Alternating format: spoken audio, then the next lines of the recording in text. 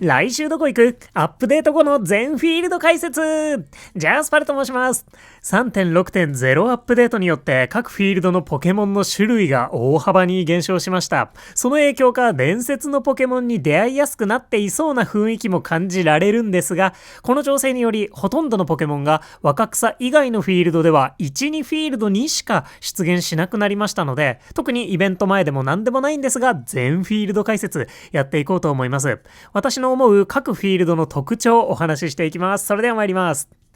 ということで、まず最初に来週の予定をさらっと確認してからアップデ後全フィールド解説やっていきたいと思います。ということで、まずは来週の予定。来週は特にキャンペーンのない1週間です。久しぶりの2週連続何もない週となりますね。再来週もどうなるんでしょうか。ただし、グッドスリープデーがございます。月火水曜日がグッドスリープデーとなるので、ピッピ族のピックアップ、未発見寝顔の出現確率アップ、眠気パワーのボーナス、ボーナススリープポイント、睡眠 EXP のボーナスがございます。今回は満月が火曜日なので眠気パワー3倍になりますね。週の頭からポケモン8匹出現ラインに載せやすくなったり、ポケモンの育成や図鑑埋めにご利用ください。月火水曜日、グッドスリープデーです。ってことで、それ以外には特に何もありませんので、イベントの告知を待ちながら、より特化したポケモンの厳選や飴集めだったり、周年フェスに向けてのフィールドボーナス上げを意識してみるとより良いのかなと思います。そんな来週の予定でした。さあ、それではここからはアップデート 3.6.0 の全フィールド解説をやっていきたいと思います。今回はこのポケモンが実質専用フィールドになりました的な今いるポケモンに注目しつつ、イベント時のフィールドボーナスや伝説のポケモンなんかにもちょっと着目して特徴を解説していきたいなと思います。ひとまず来週どこに行きましょうかね。それでは若草本島から順番に参ります。まず若草本島なんですが、出現するポケモンに変化はありません。若草限定ポケモンはトゲキッスとなっています。EX にも出現しないのでマジのフィールド限定ポケモンですね。若草は今まで通り星3寝顔が少なくリサーチの頭打ちが早そうでポケモンの種類が膨大なので狙ったポケモンをゲットするのは一苦労みたいな、初心者用バラエティフィールドっていう色が強いのかなと思います。で、今回のアップデートでお話ししたいことは3つ。イベント用フィールドとしての価値が高まったかもということと、寝顔集めの価値が高まったかもということと、初心者におすすめのポケモンについてですね。まず、イベント用フィールドとしては、各フィールドの出現ポケモンが大幅に削られた関係で、今後新たに追加されるポケモンも出現フィールドが鬼絞りされていてもおかしくなさそうですよね。ですが、若草なら出てくるだろうってことで、常に木の実ガチャがネックではあるものの、フィールドボーナスを高めにしておくことで、苦手なフィールドとか、解禁されたばかりのフィールドでイベントを過ごすのではなく、安定の若草を選択肢に入れることができるんじゃないかと思います。先日終了したラティオスイベントでも若草以外って初心者にはちょっと厳しいフィールドでしたし、例年ハロウィンやホリデーは若草限定開催にもなっておりますので、これまで以上にキャンペーンで若草に行くというタイミングが増えるかもしれません。最終的にはマスター18到達での若草 EX の開放もいい目標になるかと思いますので、特にイベントのタイミングではちょいちょい候補に入れてみてください。そして寝顔集めについても、これまでより一つのフィールドに滞在していて集められる寝顔の種類がガクッと減ってしまったはずなので、広く浅く集めるとか、とりあえずあとちょっと集めるとか、そういうタイミングでも寝顔集め兼フィールドボーナス上げとかで若草が選択肢に入ってきそうな気がしています。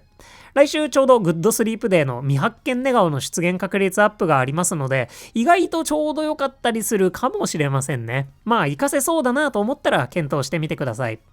そして初心者におすすめのポケモンについてなんですが、各フィールドのポケモンが大幅に削られたことで若草を出るとそれ以降なかなか出現しないポケモンもかなりの数になりました。なので特に若草で自分の推しポケモンをゲットするとか、長く一緒に育ててレベルを上げたい木の実のポケモンをゲットするとか、今後のシアン以降のフィールドでこのポケモンが重要だと思うぜっていうポケモンのお話ししていくので、そういったポケモンたちの優先度を上げてみてほしいなと思います。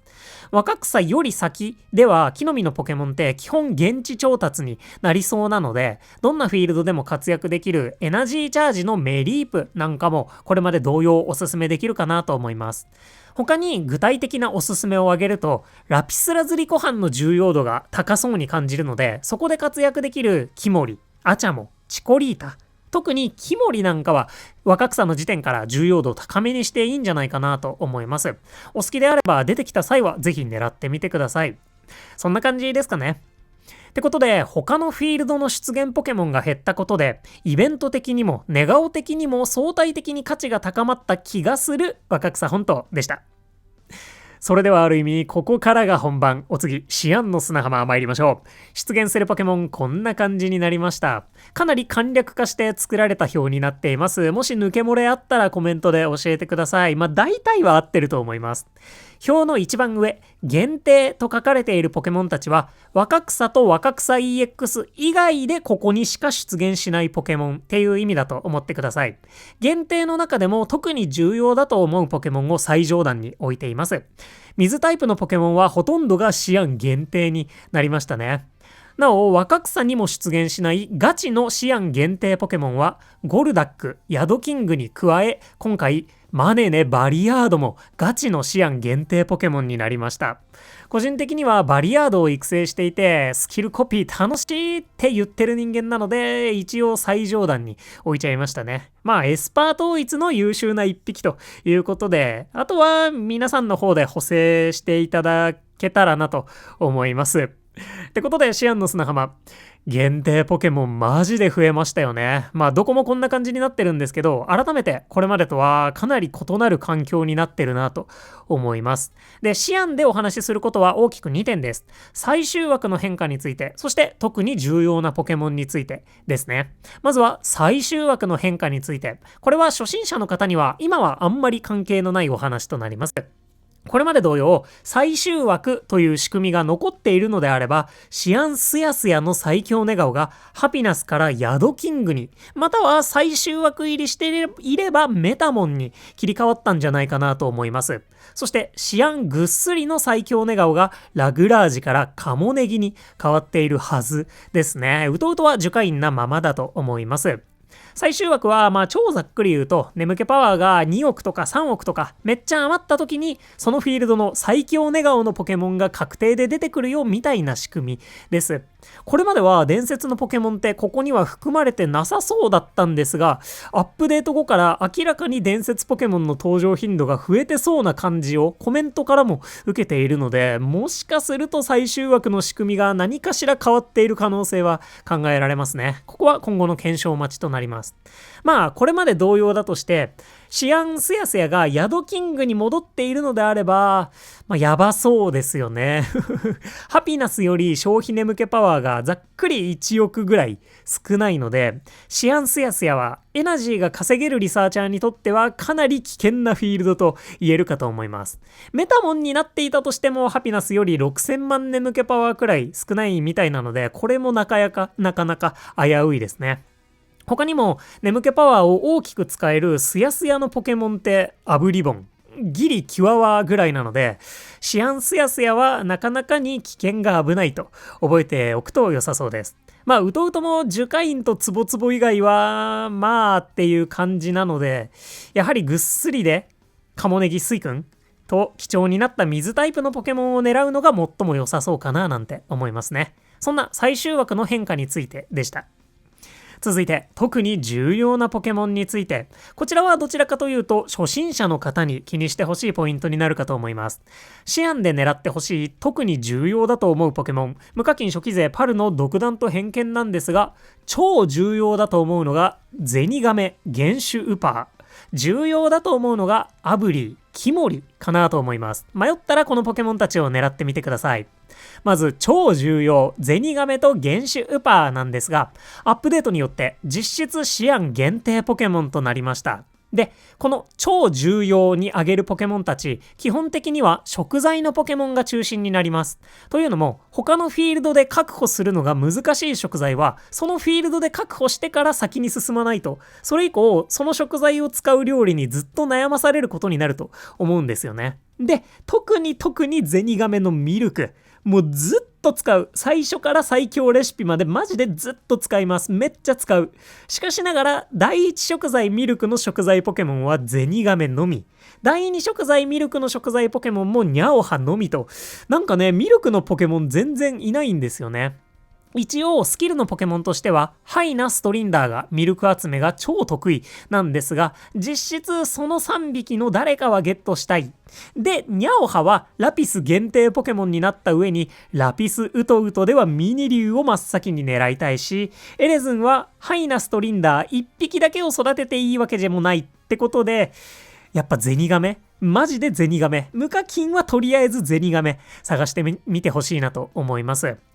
プレミアムパスとかに入っててメインスキルの種に今後余裕が生まれそうであればエレズンはめちゃくちゃおすすめできる一匹なので、そこも注目してみてください。まあシアンには出てこないんですけどね。ってことでミルクの希少性からシアンはまずはゼニガメを探してみることを強くおすすめしたいかなと思います。で、時点で原種ウーパーになるでしょうかね。第一食材キノコの食材ポケモンは他にミカルゲのみで、あちらはゲットも厳選も楽じゃないってことで、ウパーもシアンで狙う価値が高いんじゃないかと思います。まあ幸いキノコはミルクほど何にでも使う食材でもないかなと思うので、なくてもなんとかなるとは思うんですけど、狙える時に狙ってみるといいかと思います。ってことで超重要ゼニガメと原種ウパーでした。で、次くらいに重要かなと思うのがアブリー、キモリです。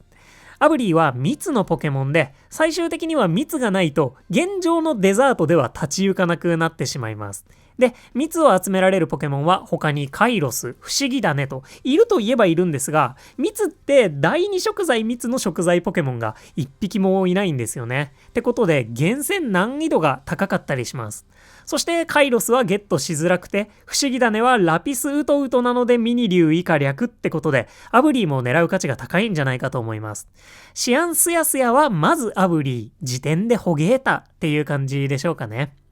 そしてキモリなんですが、キモリはラピスにも出てくるのでシアン限定というわけじゃないんですが、事前にゲットして育成してからラピスに上陸できるとスムーズに攻略できるかと思います。で、初心者にとってラピスって結構先の話だと思うんですけど、ラピスも今回のアップデートによって重要度が上がったフィールドだと思ってます。ゲットしたいポケモンがかなりいるんですよね。なので、比較的長い間滞在することになるんじゃないかと思っているのと、シアンとラピス、両方で飴を集められて育成もしやすめなキモリを序盤から狙える価値は大きいのかなと思ってます。なので、シアンは、まずはぐっすりのゼニガメ、原種ウパー、スヤスヤはアブリー、ホゲータ、ウトウトはキモリを中心に狙ってみるといいんじゃないかなと思います。その他重要そうなポケモンで言うと、美味しい尻尾を解放したければヤドン、クレセリアのエスパー統一を目指したければマネネ、スイ君の水統一を目指す上で欠かせないワニの子とかになるかなと思ってます。迷ったらこの辺がおすすめです。といったシアンの砂浜でした。いや、いきなり環境の変化大きいですよね。それではお次、トープ洞窟。トープの限定ポケモンはこんな感じ。炎、地面、岩タイプに加えて一部悪タイプのポケモンもいるよっていう感じになってます。ガチの限定ポケモンはゴローニャですね。トープの最終枠については、ウトウトにツボツボが入っていればツボツボ、まだであればラウドボーン、スヤスヤはウィンディ、もしかするとエンテイ、ぐっすりはフライゴンに置き換わったかなと思います。ここはね、あんまり変化もないかなと思うので、重要なポケモンについてお話ししていきます。特に重要だと思うポケモンは、パルデアウパー、人影、石つぶて、限定ではないんですが、ゴース、ヨーギラス、ナックラーあたりが筆頭かなと思ってます。今回もメインは食材のポケモンですね。まずは最も重要だと思うパルデアウパーから。パルデアウパーはカカオのポケモンなんですが、カカオのポケモンで有名なのは他にアブソルとカメックスがいるかなと思います。アブソルはゲットしづらいので一旦置いておいて、問題はカメックスの方ですよね。さっきあれほどミルクが重要なんじゃないかと、ミルクのゼニガメを探してくださいと言ったばかりなので、ゼニガメの枠はできたらミルクにしたいところ。となるとカカオはパルデアウパーに頑張ってもらいたいよねってことで重要度上がるのかなと思っています。ただカカオもミルクほど何にでも使う食材ではないかと思うので、ゼニガメほどの重要度はないのかなと思います。目の前のトープ攻略のために先に水ゴロウを探すとかも大いにありだと思うので、このあたりは好みで決めてみてください。なお、パルデアウパーは原種ウパーと飴が共通になりますので、競合するのを嫌がる場合は、キノコ担当を例えば同じくトープウトウトにいるゴースにお願いするのもありなのかなと思っています。ゴースなら ABB でいいので、多少は厳選しやすいのもメリットですね。といったパルデアウパーでした。お次はスヤスヤから、アンバーからいなくなって再びトープ限定のポケモンって感じになった人影。ミート担当は基本的に人影、ヌイコグマ、ココドラあたりから選ぶことになるんじゃないかなと思っています。一方、生姜担当は人影、ヨーギラス、ガルーラあたりなんですが、ガルーラはゲットするのが難しく、ヨーギラスは大豆か生姜か選択っていう感じなので、人影も相変わらず重要度は高めなんじゃないかなと思います。アップデートで状況が変わったかと言われるとそんなには変わってないかもしれませんね。スヤスヤの食材ポケモンは他にリンゴとミートのホゲータがシアンから引き続き続投となるので、トープまでにゲットできると良いのかなと思います。人影もゼニガメほどの重要度はなさそうですかね。といった人影でした。続いてぐっすりから石つぶてヨーギラスナックラー。石つぶてはトープ限定のポケモンとなりました。なので大豆をどうするのかっていうのはトープについたら考えながら進行したいところですかね。他に大豆の候補はクワッス、ヨーギラス、ジジーロンあたりでしょうか。クワッスは比較的ネギ担当で探したくなるかと思うので、人影、ヨーギラス、石つぶてでミート、生姜、大豆をクリアできると最高かなとは思います。ヨーギラスとナックラーに関しては次に出てくるのがアンバー渓谷ですし、特にナックラーのアボカドを実際に使うことになるのはもっともっと鍋が大きくなってからではあるので、そちらはアンバーに行ってから探すっていうのでもいいのかなとも思いますね。他には実質トープ限定になった水五郎が料理チャンスの汎用性の高さゆえに他のフィールドでも一定の活躍ができる木の実のポケモンとなっているので、ぐっすりは余裕があれば水五郎を先に回すのもいいのかなと思います。そんな感じで特に注目のポケモン限定のパルデアウパー、人影、石つぶて、水五郎に加えてゴース、ホゲータ、ヨーギラス、ナックラー、あとは統一パで強い炎タイプ、悪タイプ、ドラゴンのオンバットが注目っていう感じでしょうかね。全体的にシアンほどの重要度ではない気もするので、あんまり長く滞在しないような気もしますね。滞在期間が長くなりそうであれば、まずは木の実の水五郎からみたいに微調整してみてください。そんなトープ洞窟でした。お次、卯の花雪原。卯の花の限定ポケモンはこんな感じ。氷、ノーマル、悪タイプに今回チルタリスや電流なんかも仲間入りしました。ガチの限定ポケモンはルカリオです。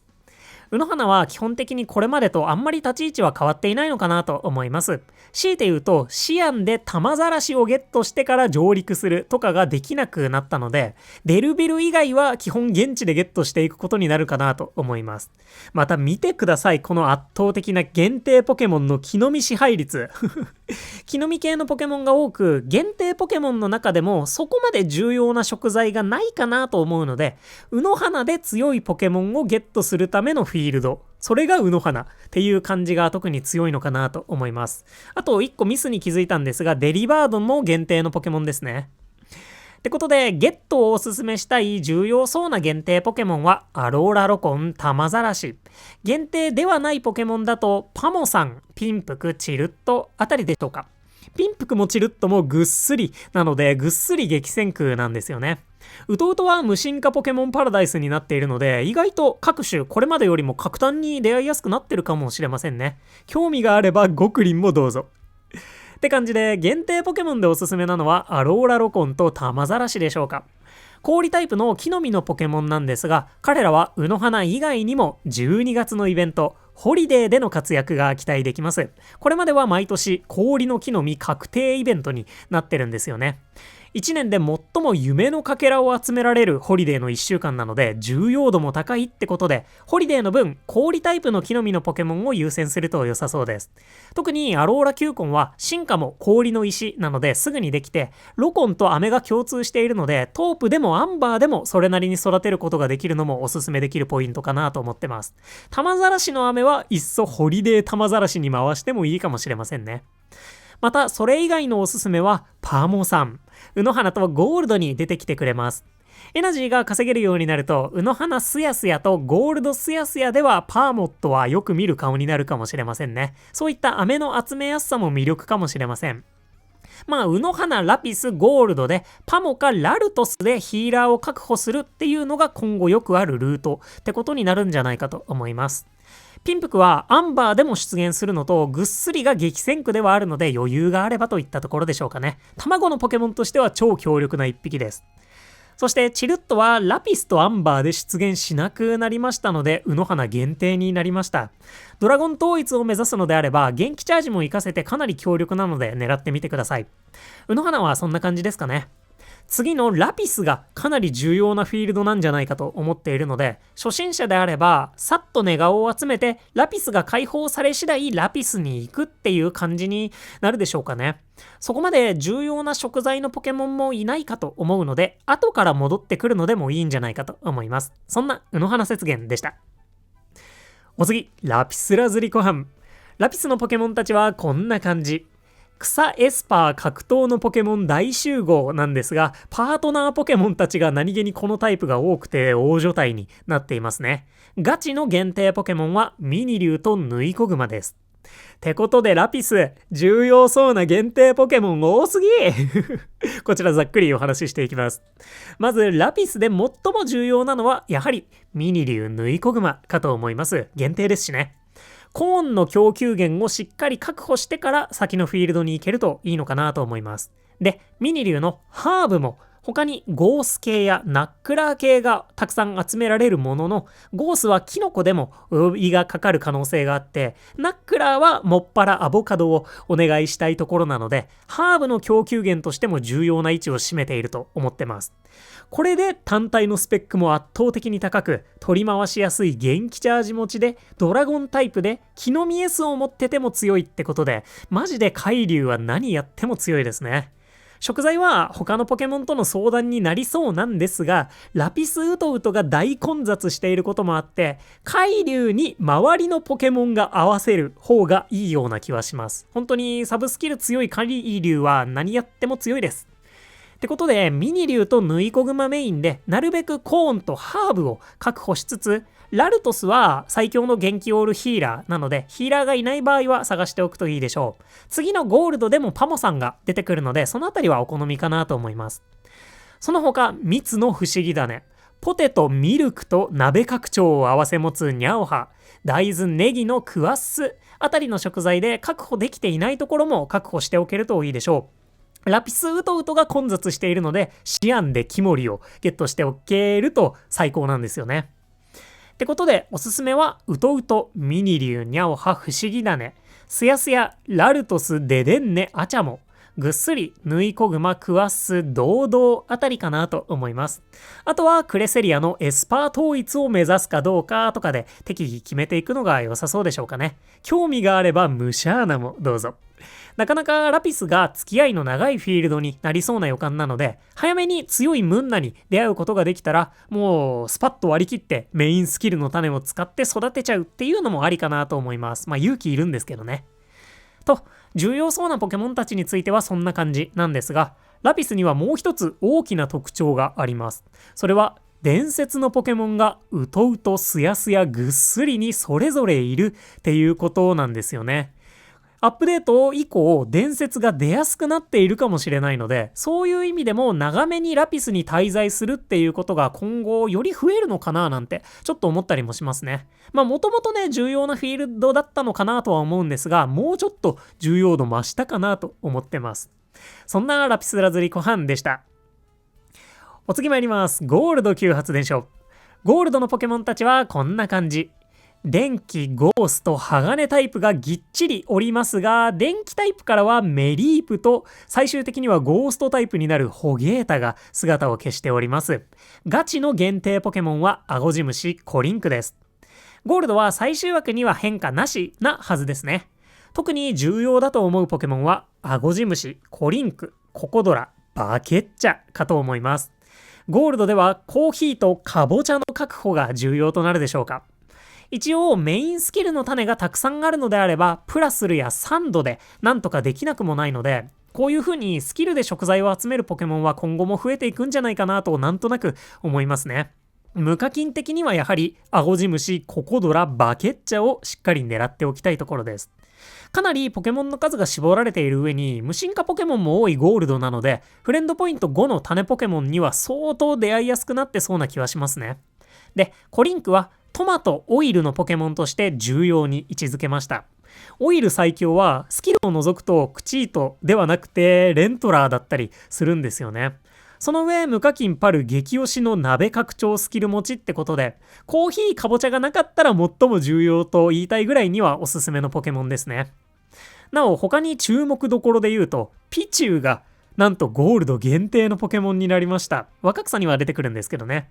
逆に言うと、ゴールドに来るまでまともにピチュー厳選できないということでもあるので、ネロリ博士に激強ピカチュウをプレゼントしてもらうまで粘る、いわゆるリセマラの価値も高まったんじゃないかなという気がします。もしね、周りで新規で始める方がいたら、ちょっとピカチュウ粘ってみてもいいのかもしれませんね。他のフィールドでも飴が手に入りにくくなったっていうことなので、序盤からピカチュウを育成しておいてゴールドまで来れるっていうアドバンテージも大きいんじゃないかなと思います。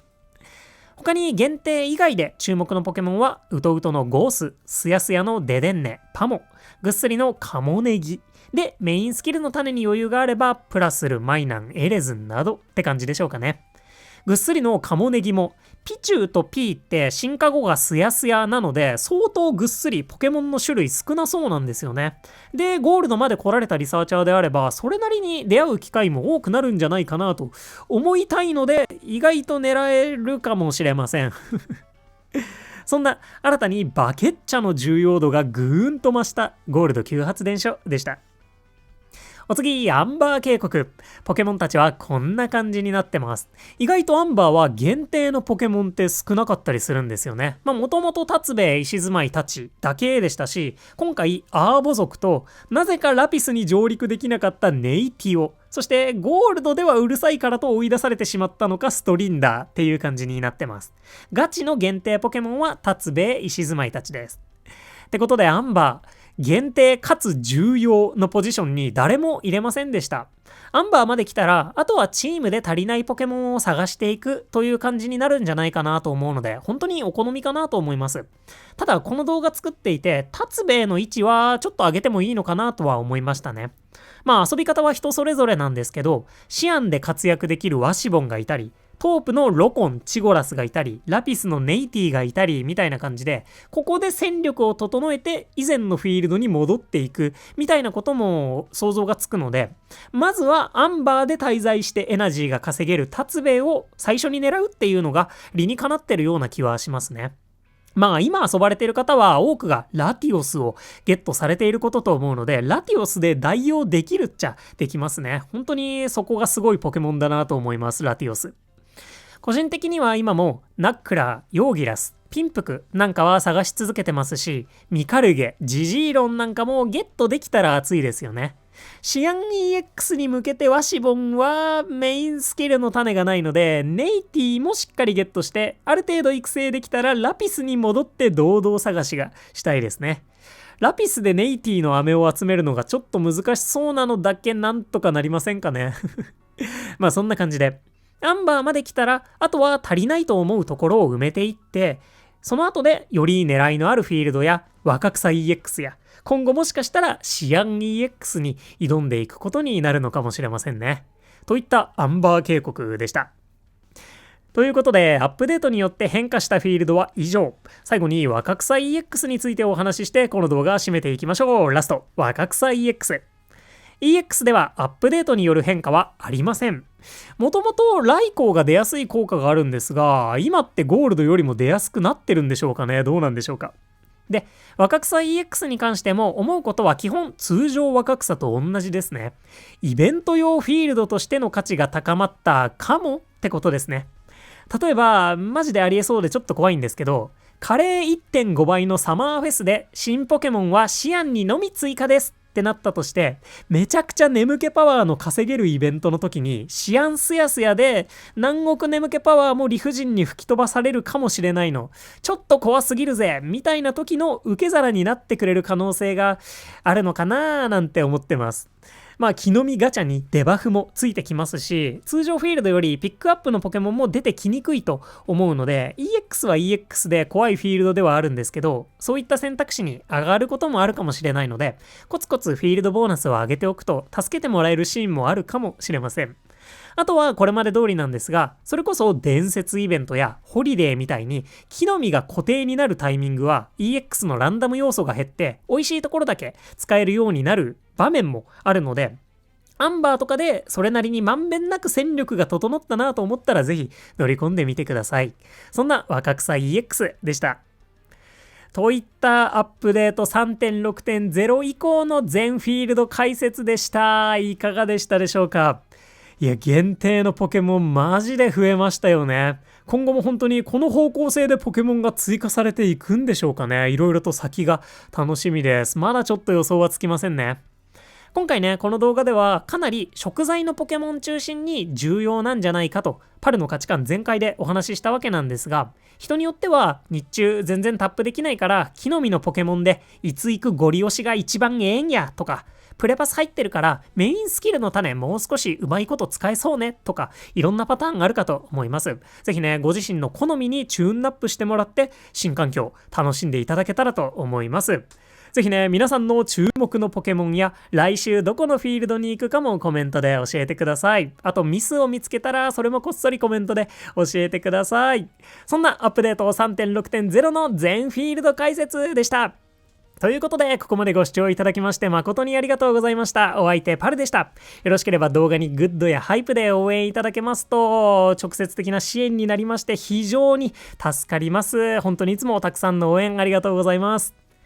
それではね、私はこれから自分の来週行くフィールドを考えたいと思います。本当にね、伝説ポケモンの素引きもしやすくなってる気がするので、そんな気がするという方もコメントお待ちしております。来週月火水曜日はグッドスリープデーです。お忘れなく。来週も元気にいってらっしゃい。またね、バイバーイ。